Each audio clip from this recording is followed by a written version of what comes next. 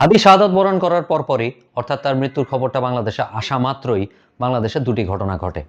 দুটি সংবাদ মাধ্যমে আক্রমণ হয় এবং সাংস্কৃতিক অঙ্গনে কাজ করা দুটি প্রতিষ্ঠানেও আক্রমণ হয়। সংবাদ মাধ্যমগুলো কি কি? একটি প্রথম আলো, আরেকটি হচ্ছে ডেইলি স্টার। আর সাংস্কৃতিক অঙ্গনের দুটি সংগঠনের নাম কি? একটি ছায়ানট, আরেকটা হচ্ছে উদীচী। তো ছায়ানট এবং উদীচীতে ভাঙচুর করা হয় এবং প্রথম আলো এবং ডেইলি স্টারে অগ্নিসংযোগ এবং যথেষ্ট পরিমাণে আক্রমণাত্মকভাবেই তাদেরকে অ্যাটাক করা হয়। এবং সোশ্যাল মিডিয়াতে যারা অ্যাক্টিভিজম করে তাদের ভিতরে একজন মানে ভিডিওতে এসে লাইভে এসে বলতে বাধ্য হয় যে ডেইলি স্টারে যেন এইভাবে অ্যাটাকটা বন্ধ করা হয়, কারণ ভিতরে সাংবাদিকরা আটকে পড়ে আছে, তাদেরকে বের করে দেওয়ার সুযোগ দিতে বলা হয় আর্মিকে। যাই হোক, কারণ আর্মি হয়তোবা তার কাছে কোনো সাহায্য প্রার্থনা করেছিল। এনিওয়ে, ঘটনাটা ঘটে সেই কারণে অনেক ধরনের সোশ্যাল মিডিয়া অ্যাক্টিভিস্টরা অনেক ধরনের কথাবার্তা বলেন।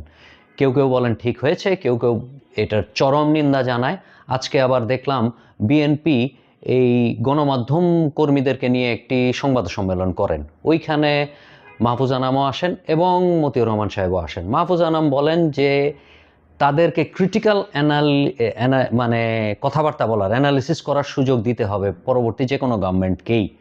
এবং মতিউর রহমান সাহেব বলেন যে অতীতে বিএনপির আমলেও তারা অ্যাটাক হয়েছিল, বাট রিলেটিভলি কম, কারণ বিএনপি কথাবার্তা শুনতো। আওয়ামী লীগের আমলে তারা বেশ সংকটময় মুহূর্তে ছিলেন এবং 24-এ প্রথম আলোর বেশ কিছুটা লাভই হয়েছে। এটা মতিউর রহমান সাহেবের কথা। যাই হোক, এবং শেষ পর্যন্ত মাহফুজ আনাম একটি স্টেটমেন্ট দেন যে গত 54 বছর বয়সে কোনো মিডিয়া হাউসে এইভাবে অ্যাটাক হয় নাই। যাই হোক, তো অনেক সমালোচনা এবং অনেক পক্ষে বিপক্ষের কথাবার্তা থাকবে, এটাই স্বাভাবিক। আমি আসলে অন্য আরেকটা অ্যাসপেক্ট নিয়ে কথা বলার জন্যই এসেছি। সেটা হচ্ছে এই মিডিয়া ব্যক্তিত্বরা প্রায়শই বলেন যে এই সরকার ফেইল সরকার, এই সরকারের বডিও কলেট অথর্ব সরকার পর্যন্ত বলে ফেলা হয়েছে। স্বরাষ্ট্র উপদেষ্টাকে তো উঠতে বসতে গালাগালি করা হয়, তাকে মানে যোগ্যতা নিয়ে তো সারাক্ষণ প্রশ্ন করা হয়। ইন্টারেস্টিং ব্যাপার হচ্ছে দুইটি সাংস্কৃতিক সংগঠন, ওরা সংস্কৃতি নিয়ে থাকে, ওরা এই অ্যাটাকটা মেজার করতে পারবে না, এটা ধরে নেওয়া যায়। তাদের উপর অ্যাটাকটা তারা হয়তো বা কল্পনাই আনে নাই, বা তারা আসলে ওরকম সক্ষমও না। তাদেরকে অ্যাটাক করা হইলেও তারা যে ওখান থেকে বের হয়ে আসবে এই সক্ষমতা তাদের নাই। ইস্যু হচ্ছে ডেইলি স্টার এবং প্রথম আলো বাংলাদেশের প্রথম টপনচ দুইটা পত্রিকা। বাংলায় প্রথম আলো অদ্বিতীয় এবং ইংরেজিতে ডেইলি স্টার অদ্বিতীয়। তাদের সাংবাদিক এবং তারা যেই সমাজ নিয়ে এই সংগঠনটা, এই অর্গানাইজেশনটা, তারা বাংলাদেশের টপনচ ব্রেইন। তারা কি এই জিনিসটা মিনিমাম আন্দাজ করতে পারে নাই? তারা তো সমস্ত বাংলাদেশের সমস্ত এজেন্সির সাথে কানেক্টেড, তারা কি এটা আজ করতে পারে নাই?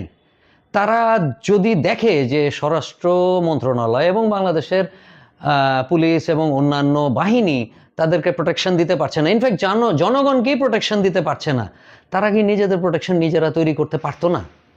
মানে তারা কি পারতো না বাংলাদেশে অনেক ধরনের, এখন তো গানম্যান পর্যন্ত পাওয়া যায়, 50টা গানম্যান হায়ার করতে, যে দাঁড়ায় থাকবে সংগঠনের সামনে? নাকি তারা ইচ্ছা করে এটাকে অ্যালাও করছে? কারণ তাদের বিরুদ্ধে যেই বয়ানটা তৈরি হচ্ছিল যে তারা ইন্ডিয়াপন্থী এবং আওয়ামী লীগপন্থী, আওয়ামী লীগের সফট পাওয়ার, এই জায়গায় বয়ানের কারণে তাদের কাটতি কমে যাচ্ছিল। সো একটু মাইটটার খাইলে হয়তোবা তাদের আবার ইমেজ ফেরত আসবে, এইটার কারণেই কি তারা এটা অ্যালাউ করছে? কারণ আমি কোনোভাবেই বিশ্বাস করি না এই দুইটা সংবাদ মাধ্যম কোনোভাবেই আজ করতে পারে নাই হাদির মৃত্যুর খবর আসা মাত্র তাদের উপর অ্যাটাক হতে পারে। যাই হোক, অ্যাটাকটাকে কি আমি সাপোর্ট করছি? না, আমি সাপোর্ট করছি না। আমি পার্সোনালি বলবো না কোনো জায়গায় অ্যাটাক হোক। আমরা যে বয়কট ইন্ডিয়ান নাম আন্দোলন করেছিলাম, আমি কখনোই সাপোর্ট করব না যে ইন্ডিয়ান হাই কমিশনে গিয়ে অ্যাটাক করি। আমি সাপোর্ট করব সেইটাকেই যে আমরা কখনোই ইন্ডিয়াতে গিয়ে দাঁড়াবো না তার ভিসার জন্য, আমি ইন্ডিয়াতে যাব না চিকিৎসার জন্য, আমি ইন্ডিয়াতে যাব না কোনো প্রোডাক্ট কিনতে।